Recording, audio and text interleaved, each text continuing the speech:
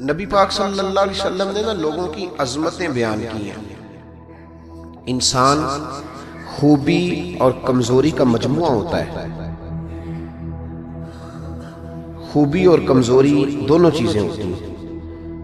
ہمیں بھی حضور نے حکم دیا، جامع ترمذی میں، نسائی میں، طبرانی میں، تینوں جگہ حضرت انس بن مالک کی حدیث موجود ہے۔ حضور نے فرمایا اذکروا محاسن موتاکم، جب تم میں سے کوئی فوت ہو جائے تو اس کی اچھی اچھی باتوں کا ذکر کیا کرو، اس کے محاسن بیان کرو۔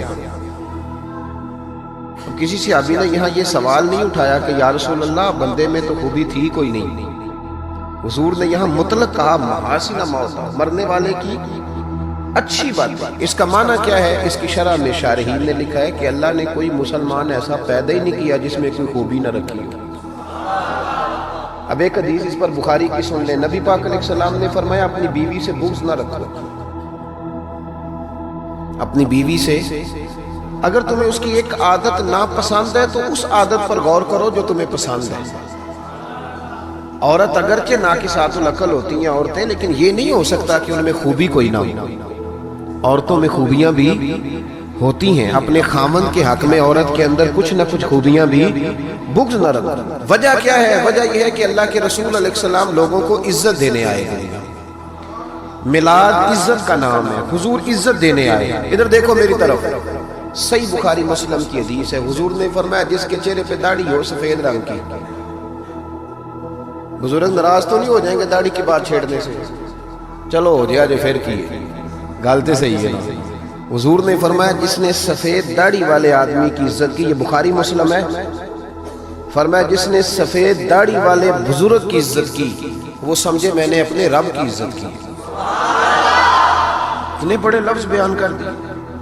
اور ترمذی شریف کے لفظ یوں ہیں، محبوب پاک علیہ الصلوۃ والسلام نے فرمایا جب سفید داڑھی والا بندہ قبر میں جاتا ہے، اللہ کرے نا ہمیں داڑھی کی توفیق بھی ملے، ہم نے تو قسم اٹھا لی ہے، کہتے ہیں جب تک نیک نہیں ہونا تب تک داڑھی نہیں رکھنی، تو میں کہتا ہوں تو یہ والی قسم اٹھانا جب تک نیک نہیں ہونا روٹی نہیں کھانی۔ تو نے داڑھی پہ قسم کھا لیا بھائی، حالانکہ بندہ داڑھی رکھ کے نیک ہو جاتا ہے، داڑھی رکھتا ہے تو نیکیاں، بہت سارے گناہوں سے بچتا ہے، اس کی داڑھی اسے بچاتی ہے۔ تو حضور عزت دینے آئے، نبی پاک علیہ السلام، عام مومن کی بات ہو رہی ہے، اس میں کوئی حد نہیں، مفتی ہو، پیر ہو، صوفی ہو، درویش ہو، عالم فاضل ہو، حافظ قاری، عام مومن۔ فرمایا سفید داڑھی والا مومن جب قبر میں جاتا ہے تو رب کریم فرشتوں سے فرماتا ہے اسے عذاب نہ دینا، میرے محبوب کی سنت وہ بھی سفید لے کے آیا، مجھے حیات دیا، اسے عذاب دینا۔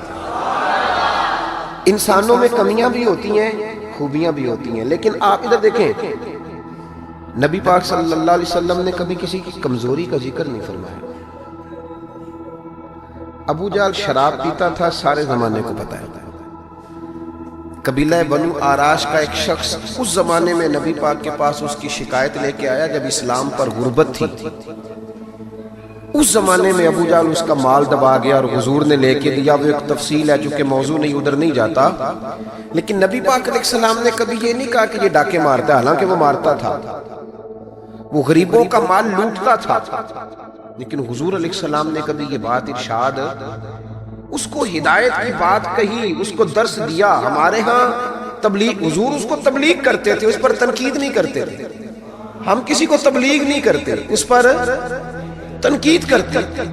حالانکہ ابو جہل حضور کی ذاتی زندگی پر اعتراض کرتا تھا، معاذ اللہ، وہ کہتا تھا جادوگر ہیں، کاہن ہیں، معاذ اللہ تعالیٰ یہ حکمرانی کرنا چاہتے ہیں، یہ سردار پر، یہ ساری باتیں وہ کرتا تھا، لیکن حضور نے کبھی اس کی ذاتی زندگی پر اتر کر کوئی بات، آپ دیکھیں ذرا تلاش کریں، آپ جتنی بھی حدیثیں آپ پڑھتے جائیں گے نا اس میں آپ کو یہ ملے گا کہ نبی پاک نے کبھی اس کو عزت دی، کبھی اس کو عزت دی، کبھی اس کو عزت دی، لیکن کبھی کسی شخص کی کوتاہی حضور نے بیان، کبھی کسی شخص کے بارے میں یہ رویہ، حضور عزتیں دینے آئے ہیں، عزتیں دینے آئے۔ بتائیے حضرت ابوبکر صدیق کو حضور علیہ السلام نے صدیق اکبر کہا، لقب دیا۔